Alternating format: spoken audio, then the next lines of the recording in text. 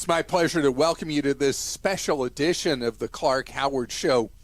You know, our mission is to serve and empower you so you make better financial decisions in your life.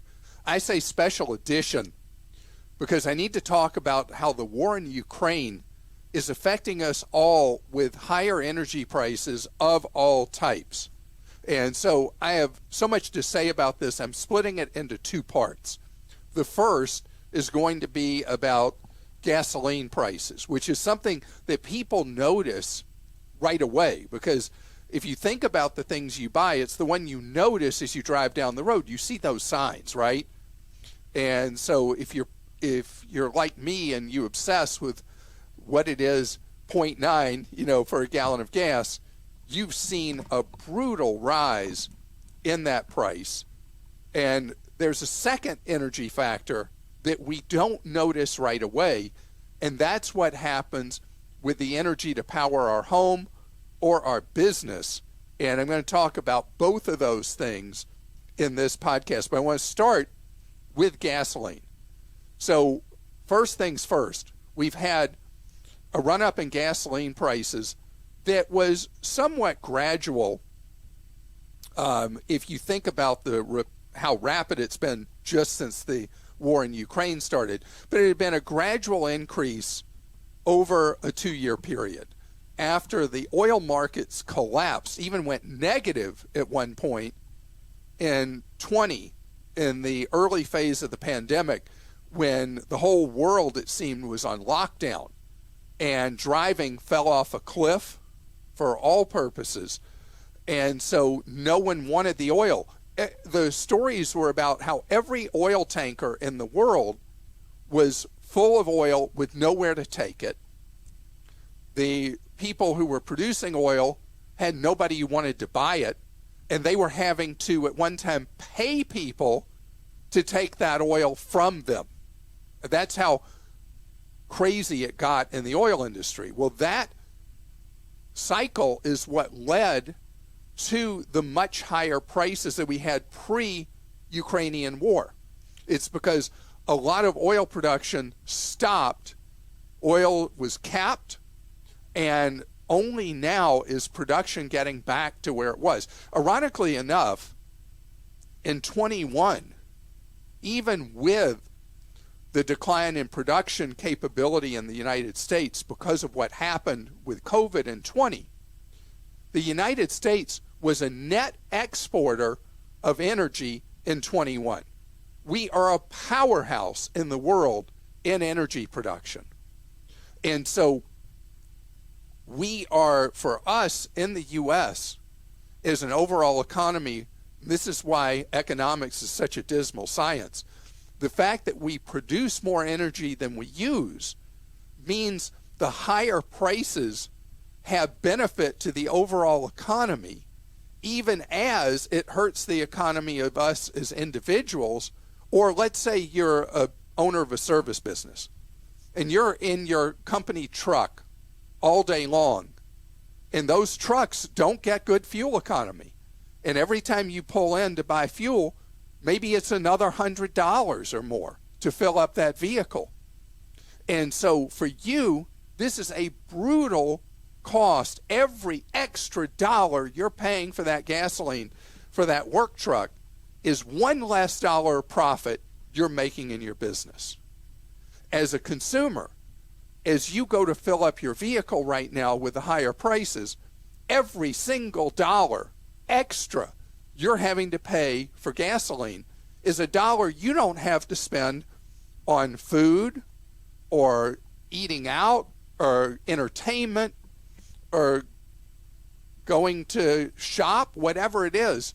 Retailers are actually terrified of this, by the way, that people are going to have less money to shop and that retail sales will decline because of the higher energy prices.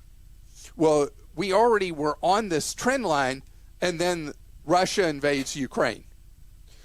And when Russia invaded Ukraine, the energy markets went crazy, because war, once it starts, has such an uncertain path. I mean, come on, let's face it. Not anybody in the world could have imagined that Ukraine would have stood up to this behemoth bully, Vladimir Putin's military, like they have done. I mean, what courage has been shown by individuals and by the president of Ukraine. It's unbelievable what Zelensky, who was always looked at as a lightweight. Why was he looked at as a lightweight? Because he was a comedian prior to becoming president. And people may enjoy being entertained by comedians, but they never are taken seriously outside of their craft. And this guy has shown more courage in the face of what could be certain death for him. It's amazing.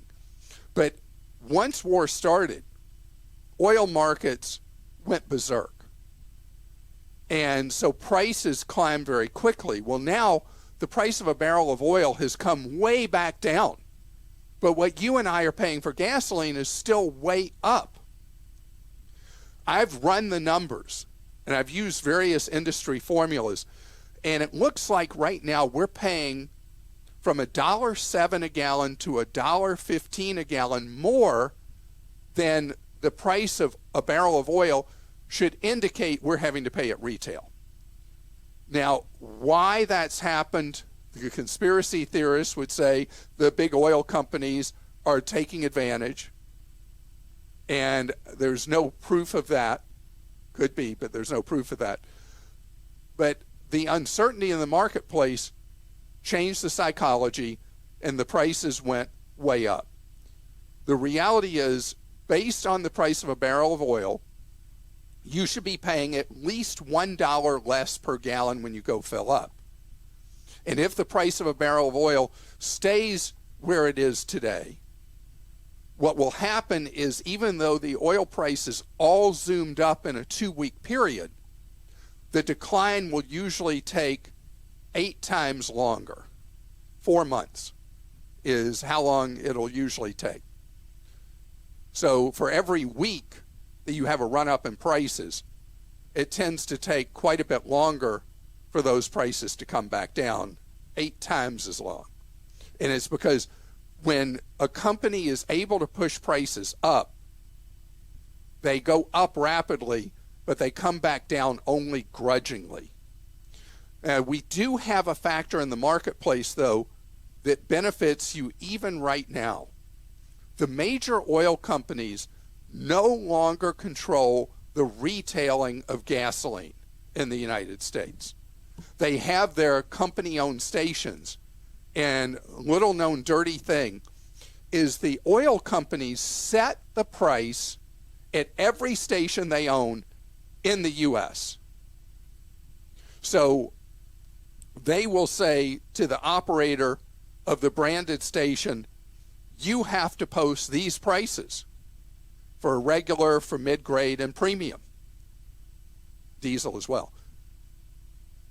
And so they're in kind of like a cartel kind of thing. But so much of the gallons pumped in the United States are pumped by, first, the 2 national wholesale clubs and the regional one. Costco, Sam's, and BJ's Wholesale now push out an enormous number of gallons sold in the United States. And they are generally the first ones to move their prices down. The reason is they are what are known as pumpers in the industry. They sell massive amounts of gasoline. So as the wholesale price will correct and that $+ gap comes away, you'll see the prices go where there's a huge gap between what you're paying at the warehouse clubs to fill your vehicle versus what you'd see at an oil company-owned gas station. Second, not everywhere in the country, but in much of the country, particularly in the south, southwest, and the heart of the country, the heartland, the midsection of the country, we have large independent sellers of gasoline. Some of the brand names of those are Sheetz, Wawa, Quick Trip, racetrack. There's two different Quick Trips in the country. Competitors spell it differently. And these people buy gas independently. They have huge fueling operations, and their prices much more trend like the warehouse club prices than they do with what the majors are doing at their stations. So even today, if you use Gas Buddy or Gas Price Watch, you'll notice in a metro area that the price gap from the most expensive station to the cheapest will be more than $1 a gallon. Now, I saw a gap yesterday. I drove around and I was recording prices because I have nothing better to do with my life. And I drive an electric vehicle, so I didn't have to worry about what it was going to cost me to fuel my car. But anyway, the price gap from the most expensive station I saw to the cheapest was $1.65. And I didn't cover a large geographic area, and the difference was $1.65.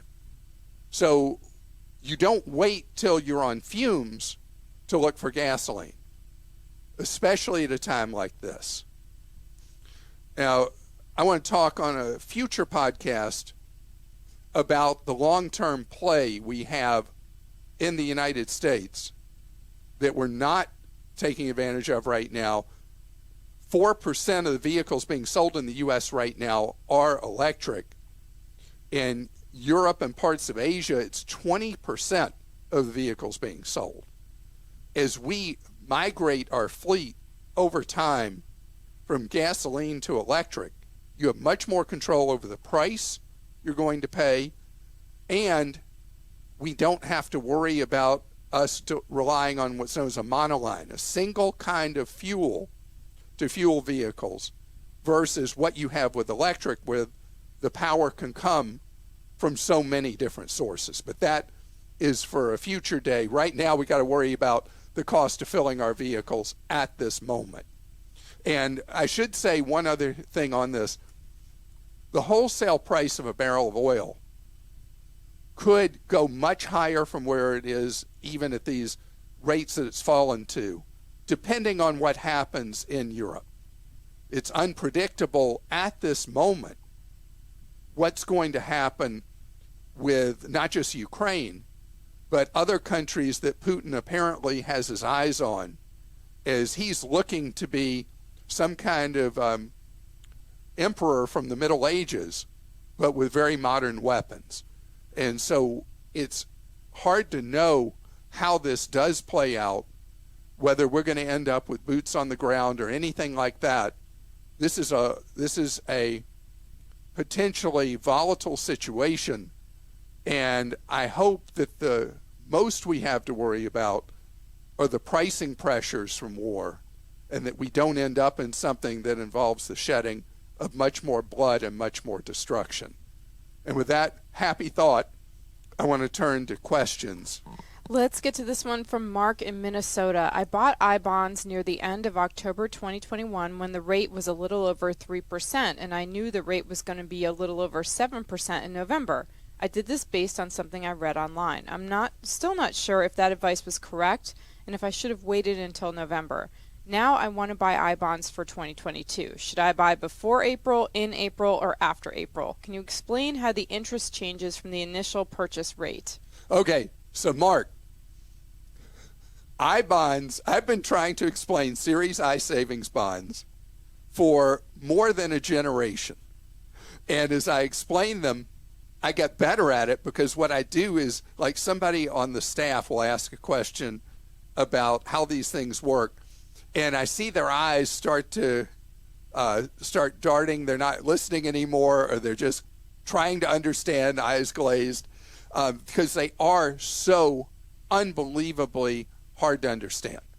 So here's the best explanation I can give you. The idea of a Series I savings bond is that how they're being sold today is, in theory, you don't lose to inflation. It's a break-even deal. If you go put your money into a credit union, online bank, regular bank, even the ones paying the highest interest out there, you're going to fall way behind inflation. So when Series I savings bonds were created more than a generation ago, you earned two types of interest. You earned the rate of inflation that reset every 6 months, and you earned a base amount. Believe it or not, I own Series I savings bonds. I don't know, did you buy any back? I did. You did buy them back when I was a raving lunatic about them in the 1990s? I didn't buy much, but I have them. So for 30 years, what Christa's earning and what I'm earning is a base rate that was as high as, I think, 3.6% plus the rate of inflation. The feds realized, hey, you know what? We don't need to give people that much a good deal. Now we're going to give them 0% on their money, but we will give them the rate of inflation. So every 6 months, using an odd formulation for inflation, a little different than the headline inflation rate, the feds announced what the interest is that you're going to earn over the next 6 months. It's not interest like you think of, it's just covering inflation. So when you bought them in October, that meant you had a 6 month period earning 3%, followed by a 6 month period earning 7%, and then it resets twice a year. So a lot of people heard about them when the headline was, hey, earn 7% on your money, but that was only for 6 months. And as long as inflation is raging, you will earn whatever that rate is that will at least keep you even Steven. In other words, you won't net out being any wealthier, which is what happened when Christa and I bought them more than a generation ago. But what you will do is you will at least run in place, which is better than falling behind, which is what's happening right now with savings. So I hope your eyes didn't glaze over with that, because the purpose of it is you can spend up to $10,000 a year on these. Go to savingsbonds.gov, and you will at least, as long as we're in this inflationary cycle, ride with it. Once you buy them, you have to own them for a minimum of a year, but if you own them only for a year, you suffer an interest penalty for early withdrawal, kind of like if you had a CD at a bank or credit union and you took it out early. If you hold it 5 years or longer, you're good to go. You can pull your money out, no penalty, and you've earned 10 interest cycles. And again, because the rates reset twice a year. But you have the ability to own them for all 30 years. And so those that we bought back when they were paying a base rate plus the rate of inflation, we would be Looney Tunes to ever sell those. I'm sorry I said Looney Tunes. We had a Clark Stink saying not to use that expression, so I apologize. Anyway, it would be a bad decision to sell those before 30 years because we're getting such a great deal. For people buying them today, when inflation ultimately chills, it's really a toss-up whether you would keep them after a 5-year window or sell them, because again, you're not earning a base rate right now, you're only earning the inflation rate. So I hope that explanation worked, because I've tried a lot with this, and it is a hard concept to explain. So I rambled so long about that. No other questions? Nope.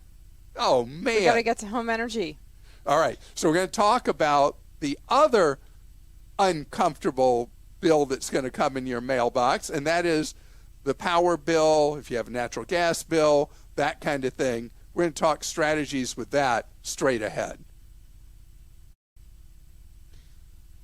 So you open an electric bill right now or a natural gas bill, and you probably have seen some sticker shock. Prices over the last year for power have gone up about 4.5%, more or less. Depends on where you live in the country, how much they've gone up. And we're looking right now at, in states that have monopoly power companies, for pass-throughs to customers which will be higher than that for a while moving forward because, again, the war in Ukraine. The deal is that we think of energy as being a local phenomenon. And yeah, if you got solar panels on your roof, that's a local phenomenon. But power pretty much is a worldwide market today. Even if you don't have transmission lines covering the globe, the world is influenced by the cost of what happens with different sources of energy. And natural gas, which has become our most important fuel for electricity in the United States, more important than coal by far, more important in most states than wind or solar or hydro. The cost of natural gas, because of the disruptions in supply with the war going on in Ukraine, with the outlaw Russians being one of the world's largest suppliers of natural gas, has led natural gas prices higher. Now, I want to give you an illustration. The price of natural gas, as we're talking right now, is less than a third of what it was at wholesale in the aftermath of Hurricane Katrina in 2005. So, yes, it is higher, but not anything like it was 17 years ago, which I guess was probably maybe an all-time peak in the modern era for natural gas prices in the United States. But the difference is, when you go back to the Katrina era, natural gas was insignificant as a source of electricity. It was used for people hooked up to natural gas lines at their home, typically for heating, hot water, maybe occasionally another use at a house. But the difference today is natural gas has become the fuel of choice for so many utilities for electricity. So the impact, even though the price is much lower than it was 17 years ago when it peaked, and actually by historical standards is not incredibly high right now, it still leads to higher prices as a lot of U.S. natural gas production is now more profitable for the producers to take it to LNG terminals, liquefied natural gas, where it's frozen to like this incredibly low temperature, and then it is shipped anywhere in the world on a ship, and then when it gets there, it's offloaded and warmed back up, and then it goes into supply energy in other countries. And right now, we have a diversion going on in the U.S. where we're sending energy to our European allies. And it's funny, it's not something we're doing as a homeland security thing or anything like that. That's the free market, is moving those natural gas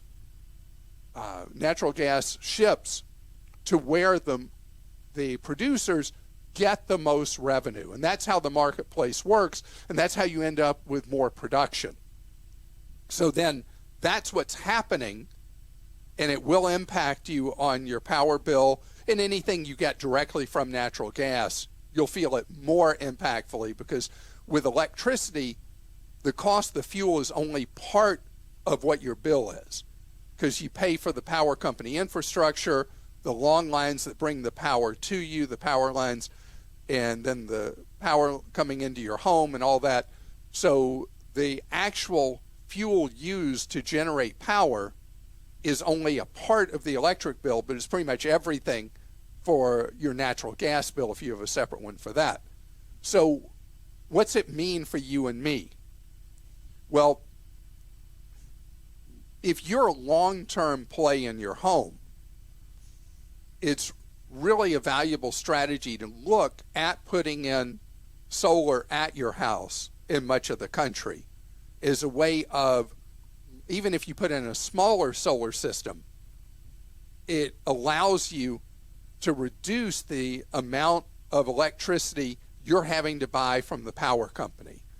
And people can put up a certain number of panels, and then later, when you can afford more, put up more, because the system's already in place And it's not terrible to add panels later if you want to get started with that. But that's talking about how to produce your own power as a power plant. But the cheapest kilowatt hours you can ever produce are the ones you don't have to use.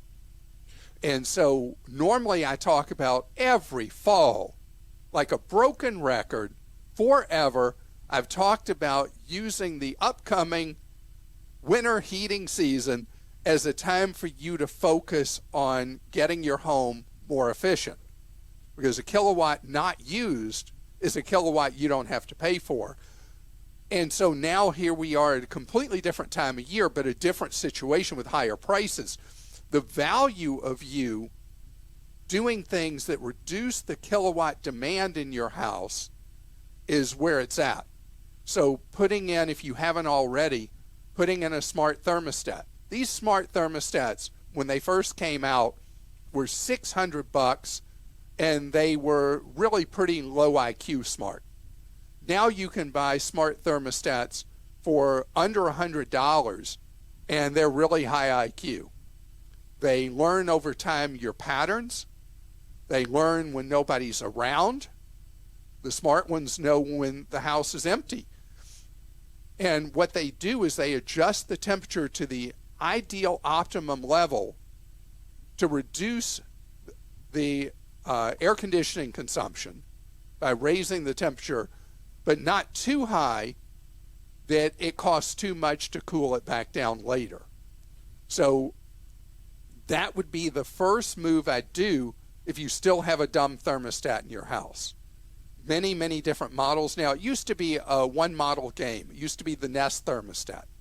And now lots of competitors. Second thing is you get huge bang for your buck if you insulate the attic in your home. The payback on that is fantastic. The next thing is something that's normally a winter kind of thing, but that's to properly caulk doors and windows. And those are the three cheapest things you can do, unless you consider doors and windows to be two things, which would be four things. Those things are where you take some control. Now, I talked before, and it generated a lot of comments about before I met my wife, where I kept the thermostat in my home in winter and in summer. And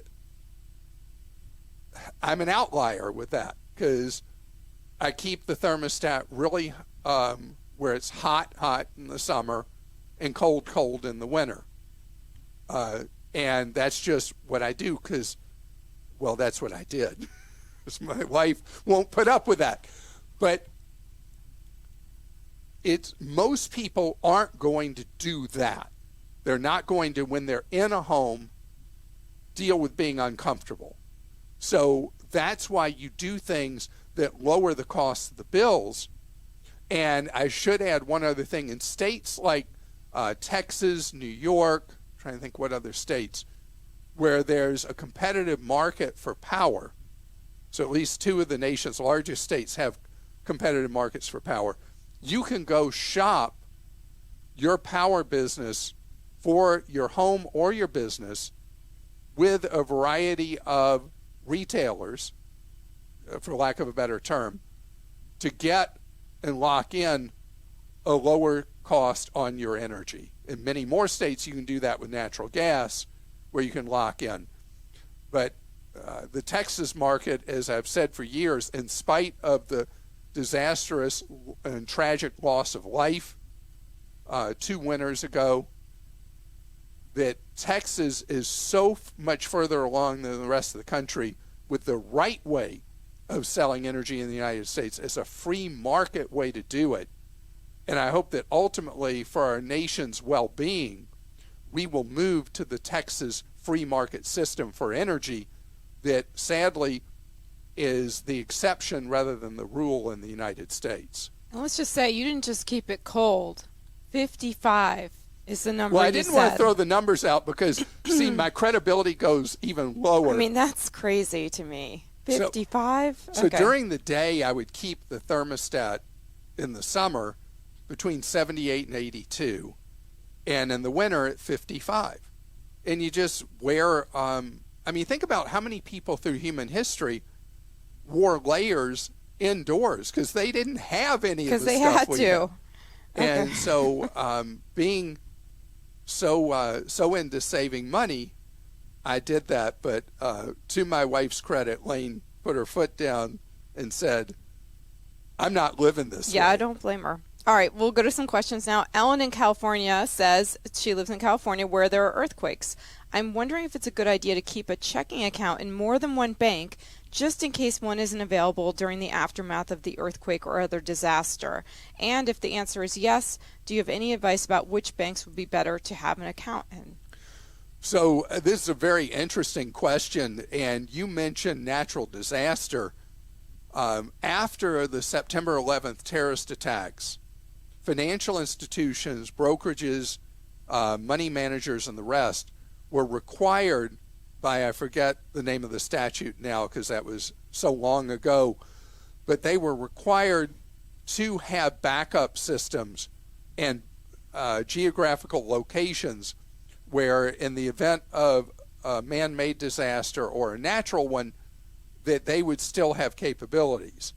Now, you bring up a very valid point, not having all your eggs in one basket. And the other reason to do so is with the hacking problems that go on in the world now, and state actors that will try to disrupt societies like the North Koreans. Obviously, the Russians have done this for a long time, the Iranians, and then private bad actors who are just trying to steal money. There's an advantage to having money in more than one financial institution. If there was a catastrophic hack of an institution where you have everything, there's an advantage in having a second account where you have access to money. And what I recommend, Ellen, for the second account is that it always be an online-only financial institution, one that does not have branches, that has diversified data centers, and it could be Ally Bank, which is the one that people know the most from all their advertising and the size they represent. Those who are members of USAA have a USAA Federal Savings Bank account. Any of the online onlys are a great choice because they don't have fees typically, and you've got a safe place that's portable to have access to your money from your phone, from their app, or on a computer.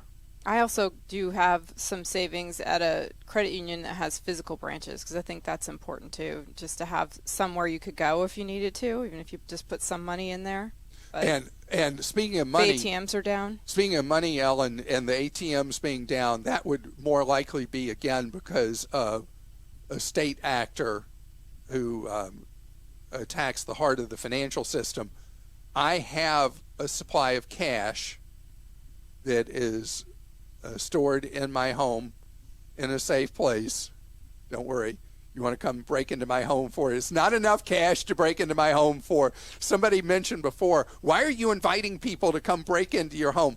It's $400. So it's not worth breaking into somebody's home and going to prison for $400, is it?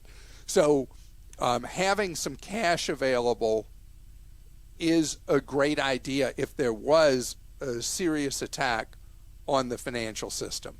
Survivalists are all into having a supply of gold for this reason, but if we get into a situation where we're at barter or gold, man, that's a whole different conversation beyond where I don't like going to those really dark places. This is from Mike in Texas. I'm concerned about market volatility and I'm considering redirecting my $7,000 Roth IRA contribution for 2021 directly to my mortgage. I owe about $35,000 at a 3.75% rate. I do put 14% into my 401k, so I'm still investing, but it seems more to my advantage this year to pay down the mortgage debt in the face of unstable markets. I have until April 15th to make this decision. What do you think? So, Mike, the markets have already had a meaningful decline. Parts of the market are already in what's known as a bear market, where they're down more than 20%. Overall, the marketplace, I guess, blended average maybe is around down 12%. So values already have come down a decent amount. My attitude with a Roth IRA is that you do dollar cost averaging into it, where you're putting 500. For typical person can put 6,000 in. Unless you're 50 and over, you can do 7,000. So let's start with the 6,000. If you're doing maxing that out, you just do $500 a month, month after month after month. And what that means is if there is a month that share prices have gone down, whatever funds you're buying are cheaper, you're buying them basically on the clearance rack. And you're playing a long game here. I mean, you ask people who've been long time saving in a 401k, Roth IRA, traditional IRA, anything like that, who've been at it for decades, how did you handle the decline of 2008? And they're like, what was that decline? How much was it? They don't even remember anymore, where at the time it seemed earth-shattering and was the end of investing as we knew it. And then the market recovered eventually starting in 2009. It hit its bottom, and we had the greatest run-up just about that I can, certainly in my lifetime. So I think you just do slow and steady wins the race, and do automatic monthly deposits rather than trying to time when the market's going to turn back up and be stable again. That would be true even if we had a significant, meaningful, catastrophic decline from here. You still have the same benefit with your Roth IRA moving forward, because in a steep decline, you're buying shares cheaper each month, because ultimately capitalism recovers and will grow your money. So I don't like trying to figure out, I'm in, I'm out. I know I'll get 3.75%, I think was the amount on the mortgage. That is, that's obviously a return. You're getting 3.75% paying against the mortgage. And if it helps you sleep better at night, putting the money there, go for it. But long term, you're better off not making a decision where, okay, so I'm going to put all the 6,000 in at once and then see it decline. If you just do year after year your IRA contribution in monthly chunks, you lower the risk in the short term, and you'll have a nice return over the long term. And I hope as we talk about the things that, think about the body blows we've taken with the coronavirus that came out of nowhere. And even though we knew it was a story in the world in late 19, it wasn't a story in the U.S. And we didn't know the impact it was going to have on us. But it's been a really hard thing emotionally, mentally, psychologically, financially for so many people. And as that starts to become no longer a pandemic, and this term that public health uses, endemic, kind of like having a seasonal flu, seems to be where we're moving, and it's like, oh, we can breathe a sigh of relief. Then war breaks out. And it's like, how many of these psychological blows can we take? And life has adversity, and we learn to adapt and we learn to overcome. And the temporary things going on right now, you need to think of them that way. If you have family in Ukraine, I talked with a woman just a couple of days ago who is Ukrainian, and almost all her family is in Ukraine. And the world of worry she feels about the safety and well-being of her family, I mean, we're talking about money here. That's nothing compared to people fearing for their health and their lives in the midst of war. But what happens is these events come out of nowhere. They really unsettle us, and it makes it harder for us to avoid the fight or flight kind of instinct. And with money, we tend to, at a time of uncertainty or anxiety, we make quick decisions. I want you to ride through this with me, and I will do the best I can to answer your questions and give guidance, to know that in a time of uncertainty, you have to think about what is your goal, what's your time period, and how best to achieve those goals in a time of disruption and uncertainty. And I hope that I have helped you feel more comfortable about where we are and where we're going. And know that day in and day out, in adversity or not, small changes in how you handle money, small habits that you develop, create financial independence and security in you over time.